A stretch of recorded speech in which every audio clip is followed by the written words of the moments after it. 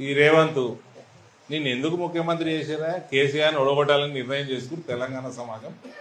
మా సమయం మంచిగా లేకుండా బీజేపీది నువ్వు ఆల్టర్నేట్ అని నీకు ఓట్లు వేసేది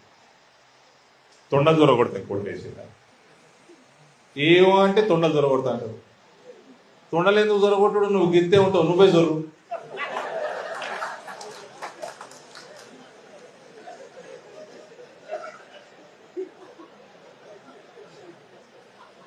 తొండకి నీకు తేడా ఎంతున్నది పెద్ద తేడా లేదు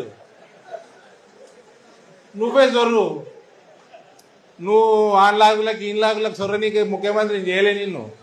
వాళ్ళని బొక్కలేస్తామని చేసిరు నేను ముఖ్యమంత్రి వాళ్ళని బొక్కలేసేది లేదు ప్యాకేజీలు మాట్లాడుకున్నావా రేవంత్ నీకు పౌరుషం ఉంటే ఇది నేను అనేక మార్లు చెప్పిన నీకు పౌరుషం ఉంటే నిజంగా నువ్వు కొడంగల్ పాలమూరు బిడ్డవి అయితే ఇలా లోపలి ప్యాకేజీలకు అమ్ముకోకు వ్యక్తిత్వాన్ని ప్యాకేజీలకు అమ్ముకోకు నిన్ను లోపలేసిన నీళ్ళు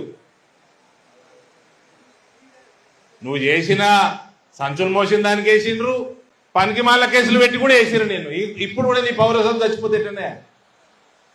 ఇలా లోపలే ప్యాకేజీలు మాట్లాడుకొని తెలంగాణ ఆత్మగౌరవాన్ని అమ్ముకోకు తెలంగాణ సమాజం యొక్క ఆత్మగౌరవం నమ్మకు కేసీఆర్ తెలంగాణ నాశనం చేసిండు తెలంగాణలో ఉన్న ప్రతి ఒక్క ఎన్ఆర్ఐల కాడికెళ్ళి రైతుల కాడికెళ్ళి మహిళల కాడికెళ్ళి యువత కాడికెళ్ళి అందరి నాశనం చేసిండు